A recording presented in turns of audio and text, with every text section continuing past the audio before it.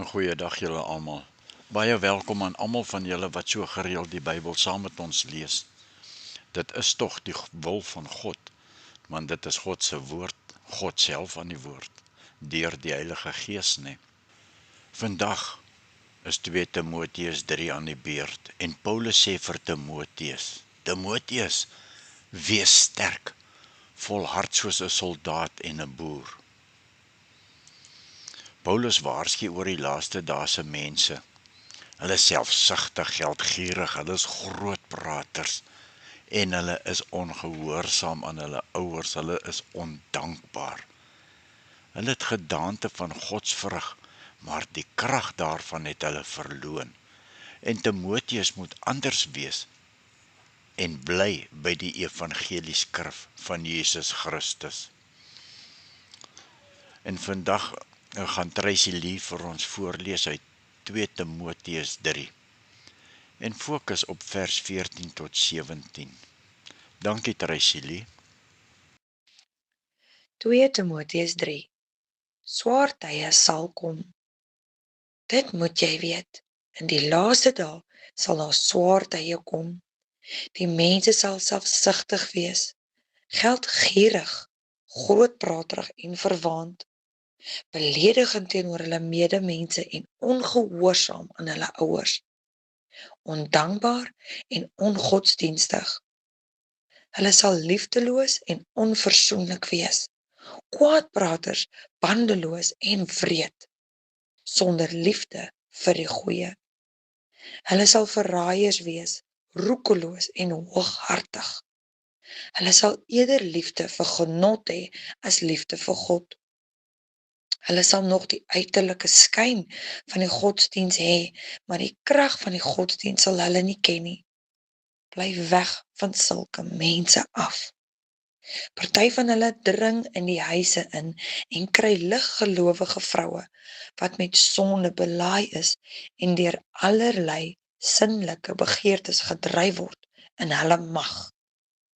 Vroue wat altyd iets wil leer, maar tog nooit tot die kennis van die waarheid kan kom nie. Net soos Jannes en Jambres hulle teen Moses verset het, so verset hierdie mense hulle teen die waarheid.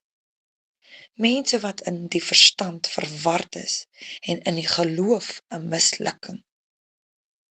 Maar hulle sal nie ver kom nie, omdat hulle dwaasheid vir almal duidelik sal wees. Net soos die geval van Jannes en Jambres. Laaste opdrag aan Timoteus. Maar jy het my nagevolg in leer, lewenswandel en lewensdoel, in geloof, geduld, liefde en volharding, in vervolging en ontbering, soos my te beurt geval het in Antiochië, Iconium en Lystra.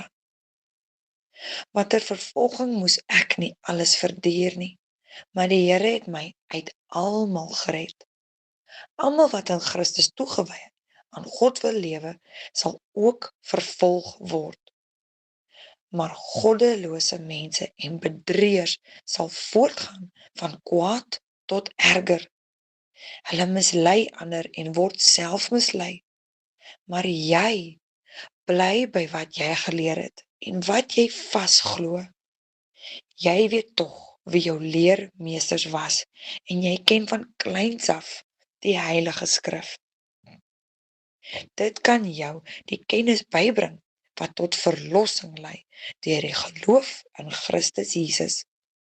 Die hele skrif is deur God geïnspireer en het groot waarde om in die waarheid te onderrig, dwaling te bestry, verkeerdhede reg te stel en 'n regte lewenswyse te kweek, sodat die man wat in diens van God staan, volkome voorberei en toegerus sal wees vir elke goeie werk. Ons sluit af met 'n kort stukkie geskiedenis met nabetragting. Paulus sê vir Timoteus: Timoteus, jy moet weet dat daar in die laaste dae moeilike tye sal kom. Mense sal net aan hulle self dink. Ja, hulle sal geld lief hê, groot praat, hoogmoedig wees, ander mense afbreek, ondankbaar en ongehoorsaam wees. Hulle sal min liefde hê, nie wil vergewe nie, maklik kwaad praat. Hulle sal wreed wees en die goeie haat. Hulle sal meer lief wees vir plesier as liefde vir God hê. Paulus sê dat Timoteus van sulke mense moet wegbly. Net soos Jannes en Jambres Moses teëgestaan het, so staan mense vandag ook die waarheid in die evangelie teen. Hulle denke is verdraai en hulle wil nie regtig in geloof lewe nie. Ek wil graag vandag vir jou 'n vraag vra. Hoekom dink jy het Paulus vir Timoteus so ernstig gewaarsku? En die antwoord is eenvoudig. Paulus het geweet sy eie dood is naby. Hy het geweet dat hy, soos Jesus, onskuldig sou sterwe. Nou, waar het Paulus gesit toe hy hierdie brief geskrywe het? Wel, ek gaan jou vertel, maar nou moet jy saam met my afgaan, onder die strate van Rome in. Paulus is waarskynlik nie meer in 'n huis met wagte by die deur nie. Nee, hy is in Rome se donker hart, naby die Forum. In die Marmertynse gevangenis, die ou Kilianum. Dit was nie 'n sel gewees waar Paulus was nie. Dit was amper soos 'n graf gewees. 'n Klipgat onder die grond. Dit was donker daar. Dis nat. Die water het uit die dak uit gedrup en bo van die strate afgekom. Daar was nie 'n venster waardeur jy kon kyk nie. Net koue mure wat na jou toe terugstaar. Ja, gevangenis is van bo af in daardie donker gat afgelaat. Jy hoor dalk die ketting skuur teen die klip. Jy voel die koue van die vloer. Bo jou gaan Rome aan met sy lewe. Onder jou begin die stilte soos 'n gewig druk van die stinkende vrot reuk onder uit die gat uit. Daar is geen sagte bed nie. Inteendeel, daar's glad nie 'n bed nie. Daar's geen warm lig nie. Geen vriende wat instap en sê, Paulus, hou moed nie. Net asem teen 'n klip. Net sit en wag. Net die dood wat al hoe nader sluip. En Paulus weet dit kom. En dan gebeur die ongelooflike. Uit daardie donker plek kom nie 'n klaaglied nie. Daar kom nie bitterheid uit daardie vieslike vuil plek nie. Nie vrees nie. Daar kom woorde wat deur die eeue bly voortleef. As Paulus sê, en as hy dit neerskrywe, ek het die goeie stryd gestry. Ek het die wedloop voltooi. Ek het die geloof behou. Paulus weet waarskynlik, ek gaan nie hier oud word nie. Hierdie is my laaste hoofstuk. Binnekort neem hulle my uit die stad uit. Binnekort val die swaard. Maar luister mooi. Rome dink hulle het Paulus gevang. Hulle het net sy liggaam gevang. Sy geloof, sy boodskap, sy Jesus, dit kon hulle nie toesluit nie.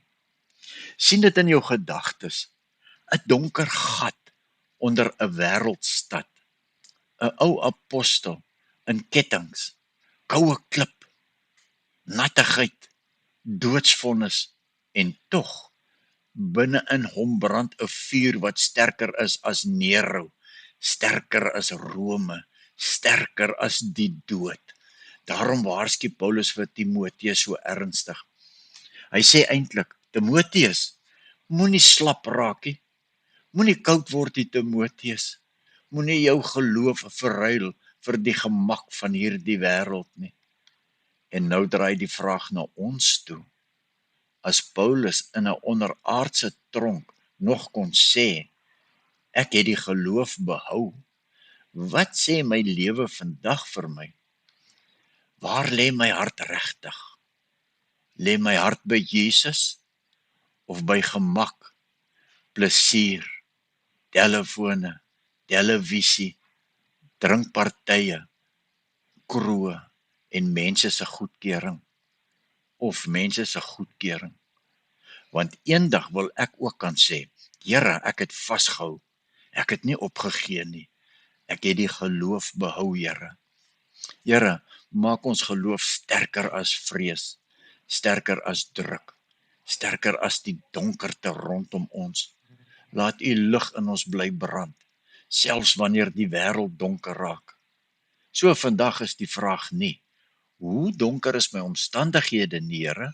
Die vraag is, brand Jesus en Jesus se evangelie nog helder in my hart? Want as Paulus in 'n tronk kon sing van geloof, dan kan ek en jy vandag opstaan en sê, Here, ek kies u. Nie net wanneer dit maklik is nie, maar tot die einde toe, al gaan dit hoe swaar. Moenie jou geloof los in die donker nie. Dis juist daar waar jou lig die hardste moet skyn.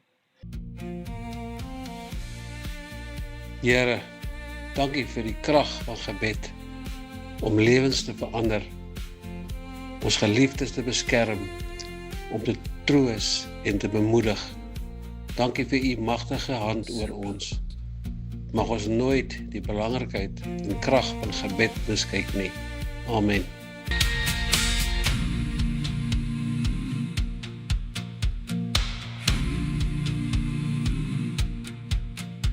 Sy bloed verlos uit Satans mag, sy bloed maak slawe vry.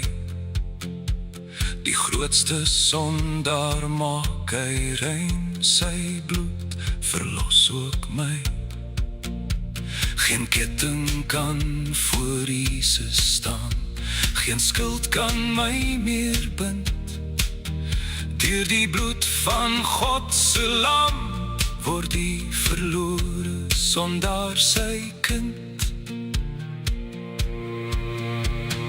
Hier is hy die lam, hier is hy die lam, hy het sy bloed gestort vir my. Hy sal my met krag bestraal, sodat ek nooit sal verdwaal. Daar is krag in Jesus se bloed. Hier is hy die lam, hy het sy bloed gestort vir my. Hy haal my uit die modderklei, hy plaas my veilig op die rots. Daar is krag in Jesus se bloed. Daar is krag, krag, wonderbare krag. In die dierbare bloed van die lam.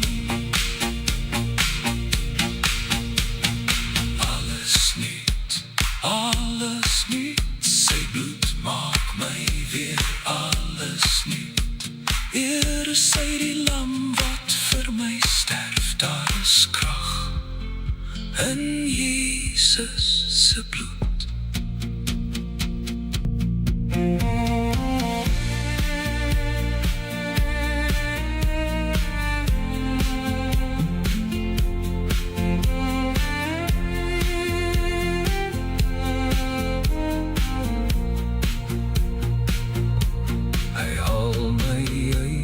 Modderklei, hy sit my voet op die rots so vry. Hy gee lied in my hart so bly. Hier is hy die lam.